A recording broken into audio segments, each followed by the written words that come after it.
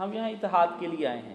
مولانا نے اور بہت سے موضوعات پر گفتگو کی ہے، وہ انٹرنیٹ پر بھی آپ لے سکتے ہیں، ہمارے پاس سیڈیز بھی ہیں۔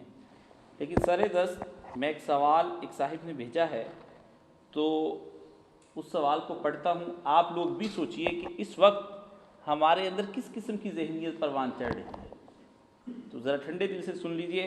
السلام علیکم۔ اس وقت بین الاقوامی طور پر ایران اور اس کی قیادت دشمنان اسلام کے خلاف برسر پیکار ہے۔ کیا ہم لوگ ایرانی قیادت کے ساتھ مل کر دشمنوں کو تباہ کر سکتے ہیں، لیکن پاکستان کے مسلمان ایرانیوں کو شیعہ سمجھ کر ان کا ساتھ دینے سے کیوں گریزاں ہیں؟ یہ آپ سے سوال ہے۔ بس اس میں اگر پڑے رہے نا کہ وہ شیعہ ہم سنی ہیں، وہ بڑے علی فرام، پھر اللہ ہی حافظ ہے اس امت کا۔ یہ ساری باتیں جو ہے نا ان کو دفع کرنا چاہیے۔ سارے کے سارے جو آپ اللہ کے رسول کی امت ہے نا، ایک ہو جائیں، ایک ہوں مسلم حرم کی پاسبانی کے لیے، نیل کے ساحل سے لے کر تاب خاک کاش ہے۔ یہ اختلاف جو نا شروع سے آ رہے ہیں، مگر اس کے باوجود لوگ جو نا جب تک متحد رہے، کفار پر ہمارا غلبہ تھا، وہ ہم سے مرعوب تھے۔ جب ہم آپس میں ان جھگڑوں میں پڑ گئے، آپ نے دیکھا ہی نا کہ سلطنت عباسیہ برباد ہوئی، بغداد جب تباہ ہوا تو یہی تھا کہ آج اس دن شیعہ کے محلے پر حملہ ہو گیا، اگلے دن انہوں نے سنیوں پر حملہ کر دیا، پھر ہلاکو خان اور اس کے چیلوں نے آ کر جو حشر کیا، 600 سال کی ہماری کتابیں دریا برد کیں، سارا کتب خانے برباد ہوئے، مسلمان اس وقت سے دوبارہ اپنے پاؤں پر کھڑے نہیں ہو سکے۔ یہی نتیجہ دیکھنا چاہتے ہیں۔ اللہ پناہ دے سے بالکل اجتناب کریں۔ یہ شیعہ سنی کی بحثیں کچھ نہیں، پرانی باتیں ہیں، شروع سے چلی آ رہی، کون ان کو ختم کر سکتا؟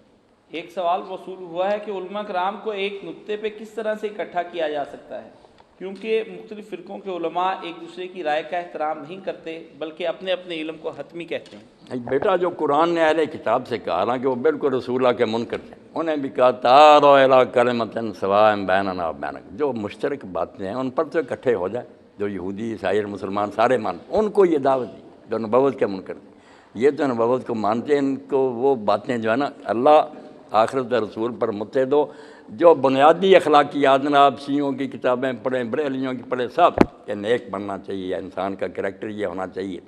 آپ لوگوں کو میں کہوں گا کہ میں نے امام غزالی اور دوسروں کی کتابیں پڑھی ہیں، صوفیوں نے بڑا انسان کی اصلاح کے لیے لکھا، ظاہری باتوں کے بجائے نا یہ باطن کی اصلاح کے لیے لکھتے رہے کہ اندر جو بیماریاں پیدا ہوتی ہیں، جیسے طب روحانی انہوں نے مرتب کی نا کہ تکبر کیوں پیدا ہوتا ہے، ریا کیوں آتی ہے، آدمی اپنے عمل پر نازاں کیوں ہوتا، بیماری یہ آتی کیوں ہے، اس کو جڑ سے اکھاڑنا کس طرح، بہت ان کا یہ کام ہے، اس کی قدر کرنی چاہیے۔ ٹھیک ہے وہ علم حدیث کے ماہر نہیں تھے، روایتوں میں کمزوریاں، مگر مقصد ایک۔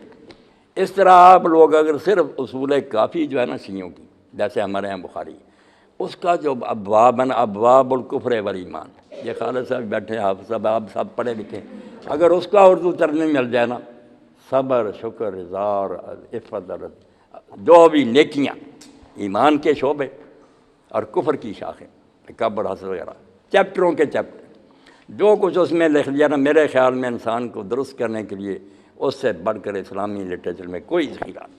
ابواب الکفر والایمان آپ پڑھیں گے تو مست ہوتے جائیں گے کہ رسول اللہ کے خاندان نے یار یہ ہدایت نہیں کہ اگر اپنی اصلاح کرنی ہے، اپنے اندر سے حسد نکالنا، تکبر اور ایمان لانا، تو یہ باتیں کرو۔ اچھی باتیں جو ہے سب میں ایک ہی ہیں، وہ اکٹھا کریں۔ جب ان کو چھوڑ کر جھگڑے کی باتیں ہر وقت شروع کر ہی رکھنا کہ حضرت ابوبکر خلیفہ ہوئے، ہونے چاہیے تھے، کیا بنے گا؟ اے گرفتار ہے ابو بکر و علی ہوشیار بات۔ اقبال کہتے ہیں تم ابو بکر و علی میں پھنسے ہوئے ہو، کچھ عقل کرو، اپنے وقت کی فکر کرو، کفار مٹانے پر تلے ہوئے ہیں، تم اس کی بجائے کچھ سوچو۔ اور جو کرنے کا کام تھا، اتنے ہمارے مسلمان ممالک، اب علماء جو ہے نا وہ سب باتوں پر جھگڑے کرتے، کوئی خلافت کی بات نہیں کرتا کہ اسلامی حکومت قائم کرو جہاں خلیفہ سے لے کر ایک عام آدمی تک خدا کی شریعت کا پابند ہو۔ اور نبی علیہ السلام نے جو اصل شاید دنیا کو دی وہ یہ نہیں تھی کہ کچھ نمازی بنا دیے، کچھ روزہ دار بنا دیے، یہی تھا کہ آپ نے ایک ایسا حکومت کا نظام دیا جس میں لوگ اللہ کے قانون کے پابند تھے، خلق خدا آرام سے زندگی گزارتی تھی۔ اور اس خلافت کا ہم سے چھن جانا ہی سب سے بڑی مصیبت، پہلی غلطی جو انحراف ہوا یہی کہ خلافت کی بجائے ملوکیت آ گئی۔ اس خلافت کی طرف لوٹو، سارے فرقے جو ہے نا اس کا کریں کہ بھائی اپنے آپ کو اصلاح کرو۔